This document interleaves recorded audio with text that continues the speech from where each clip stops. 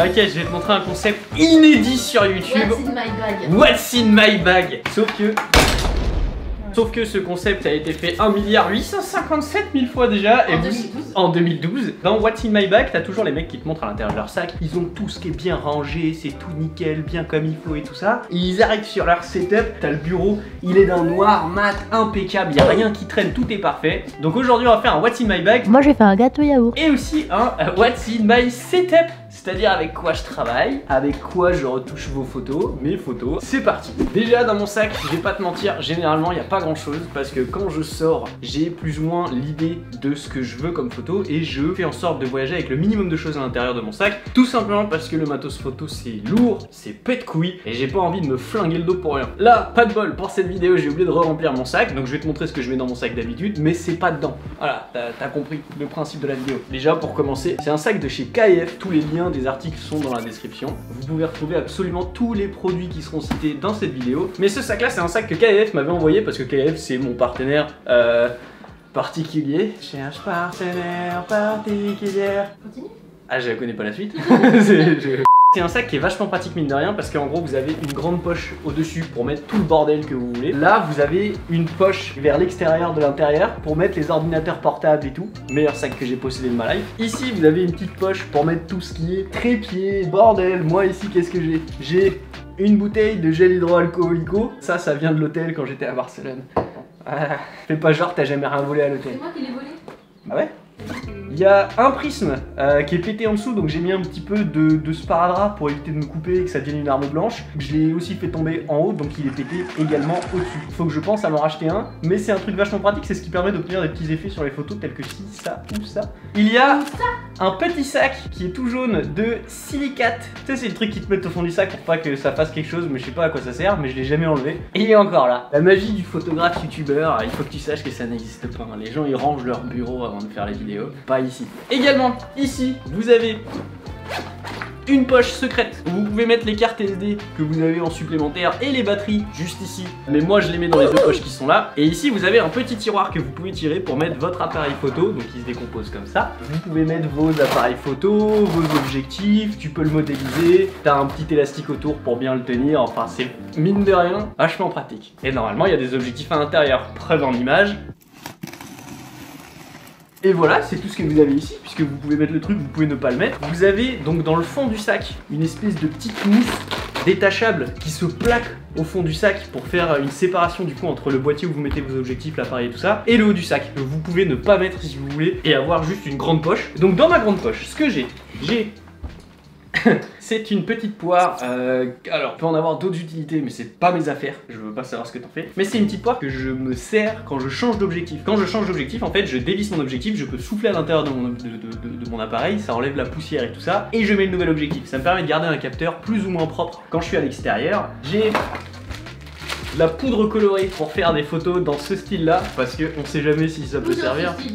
Ou dans ce style là, et je me dis que ça peut toujours servir, ça prend pas beaucoup de place, c'est toujours au fond de mon sac. J'ai également le harnais de ma petite GoPro qui est ici, hop là, qui est une GoPro Hero 10. Avant j'avais la GoPro Hero 7, donc ça date d'il y a 3 ans. J'ai commencé un petit peu à rendre l'âme dans le sens où je galérais à faire les exports, à le filmer une fois sur deux, je sautais les enregistrements au niveau du son et tout ça. Ça m'a pété les couilles, je me suis acheté la GoPro 10, comme ça c'est réglé, ça a fait un trou dans le budget monumental, mais c'est le meilleur investissement que j'ai fait de ma life, puisque c'est avec ça que je filme la totalité de mes vidéos, et je le clipse dans le harnais GoPro. Avant j'avais un harnais sur Amazon que j'avais acheté 10 balles. Franchement, très pratique, très bien, marche parfaitement, nickel. Mais je l'ai perdu. Et avant j'avais la GoPro Hero 7, alors je l'avais pimpé avec un petit skin assorti à mon appareil photo. L'appareil photo et les objectifs je les ferai à la fin, parce que je sais que la plupart des gens sont là pour ça, donc watch time, tu connais. La GoPro Hero 7 que j'ai changé pour la GoPro Hero 10. En soi, la GoPro 10 est un peu plus grosse que la 7, mais franchement, t'as un écran qui est plus adapté, t'as un écran à l'avant qui te permet d'avoir un retour sur ce que tu filmes et tout. C'est vachement cool, c'est beaucoup plus sympa que la GoPro 7. Ensuite, j'ai un petit stylo que t'appuies ici, tu glisses et t'as une petite brosse qui permet de nettoyer un peu ton capteur, de manière délicate. Alors pour faire nettoyer ton capteur, si tu ne sais pas le faire, soit tu regardes un tutoriel sur YouTube, soit tu l'amènes à des professionnels qui te le laveront, mais n'essaie pas de laver ton capteur tout seul si tu ne sais pas comment faire. Tu vas défoncer ton appareil photo et tu vas le regretter. Ça c'est pour enlever la poussière de surface, c'est pas du tout pour nettoyer ton capteur s'il est sale, tu pourras pas enlever une tache avec. Alors également j'ai toute une panoplie de filtres pour mes objectifs, donc les filtres viennent tous de chez KF, tous les accessoires photo que je possède viennent de chez KF. Les filtres ils ont différents diamètres,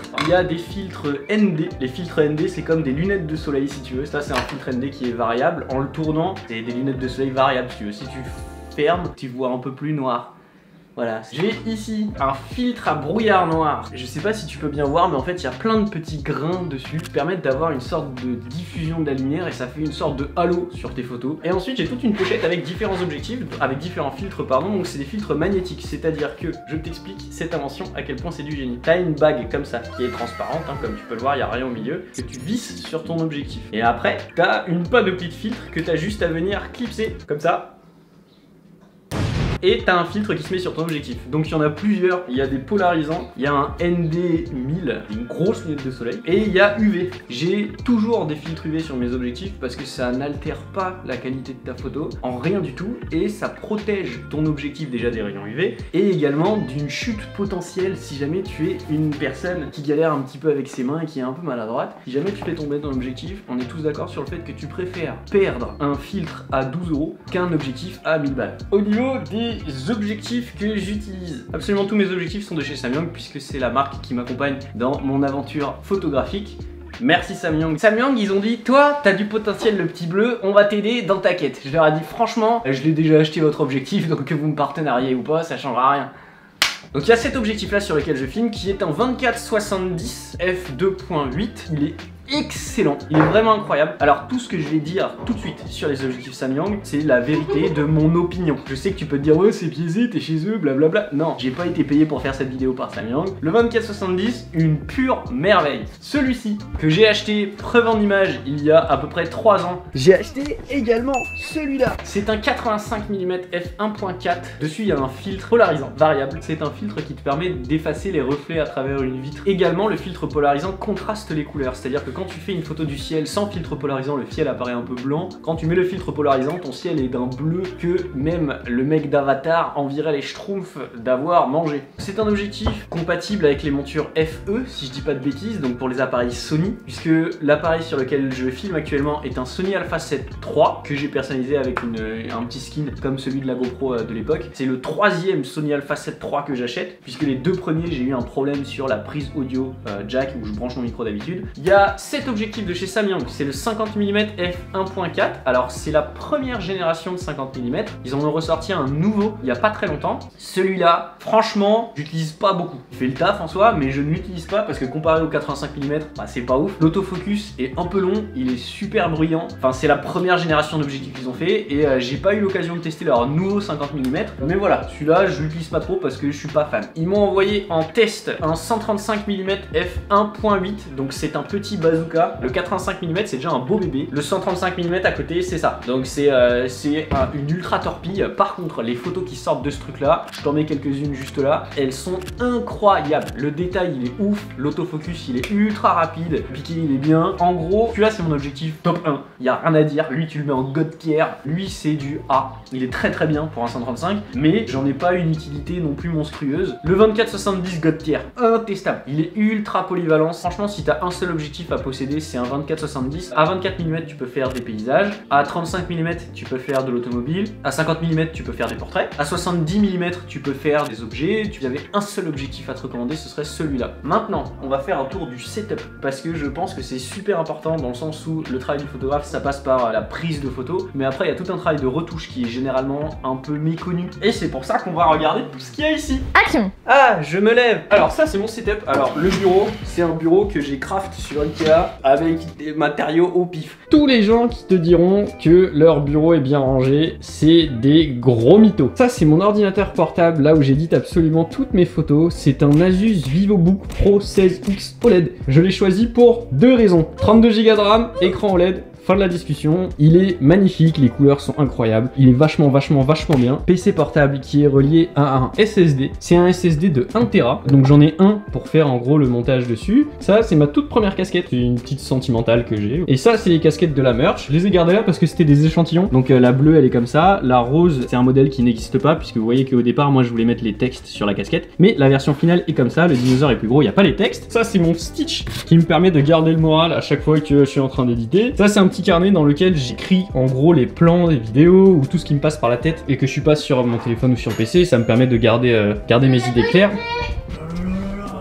Fluffy encore. Ça, c'est le casque qui me sert à éditer. Alors, je ne suis pas sponsor Asus, même si on peut le croire avec tout en matos Asus. C'est juste que Asus fait du bon taf. Je suis désolé, ils font des bons produits. Ma souris, c'est une souris Asus. Exactement. Ceci, c'est un magazine du Japon sur lequel j'ai pas énormément parlé. C'est un magazine dans lequel j'ai été publié pour la première fois ici. Donc c'est quand j'avais été à Santiago de Compostela. Et en gros, c'est un magazine sur un petit peu les monuments religieux qui existent de par le monde. Le magazine n'est plus en vente et de toute façon, vous ne pouviez pas vous le procurer puisque c'est un magazine qui est disponible uniquement au Japon. Sur les 3 exemplaires qui sont en France, celui-là c'en est un et les 2 autres qui sont auprès de ma famille. C'est des photos que j'avais fait à l'époque, que vous pouvez retrouver sur mon compte Instagram et qui ont été publiées dans ce magazine. Donc c'est un magazine qui me donne un petit peu la chair de poule quand j'en parle parce que je suis très content de l'avoir fait et ça c'est plus moi. Je suis ici. Je suis le seul gars qui a écrit en anglais. Tout est écrit en japonais partout sauf moi. Mais voilà, donc c'est un magazine qui est là, qui est juste devant le sticker album de One Piece. Ai-je besoin de me justifier sur le fait qu'il y a un truc One Piece ici? Ici, ce sont des petites enveloppes avec des omamori, ça s'appelle. C'est des petites amulettes de protection qui viennent de temples japonais. Ici, c'est un petit carnet, bon, on en a rien à foutre en vrai de tout ça. Là, il y a le tome 100 de One Piece, édition collector. Là, il y a le tome 100 de One Piece, édition normale. Ça, c'est intéressant. Le reste, on s'en fout. Ici, il y a des pops de One Piece avec des petites bouteilles de One Piece. Ai-je besoin de me justifier? Encore une fois, ma statue de Rafiki. Et alors, ça, c'est mon étagère à Zbeul. Mais c'est un Zbeul organisé. Ça, c'est une case qu'on n'utilise pas. Ça, c'est une case qu'on n'utilise pas. Ça, c'est ma case à câble et tout le bordel. Et ça, c'est ma case importante. Donc,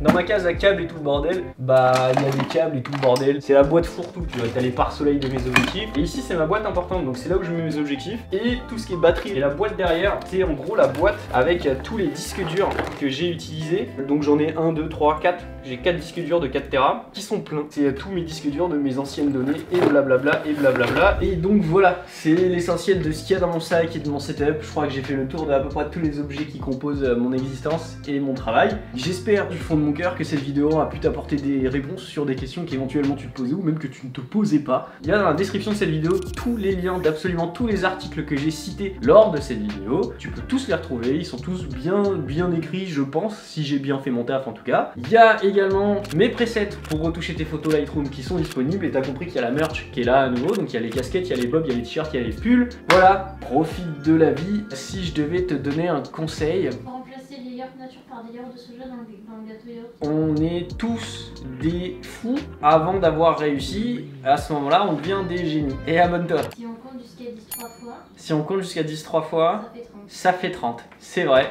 Allez, abonne-toi s'il te plaît. Bisous.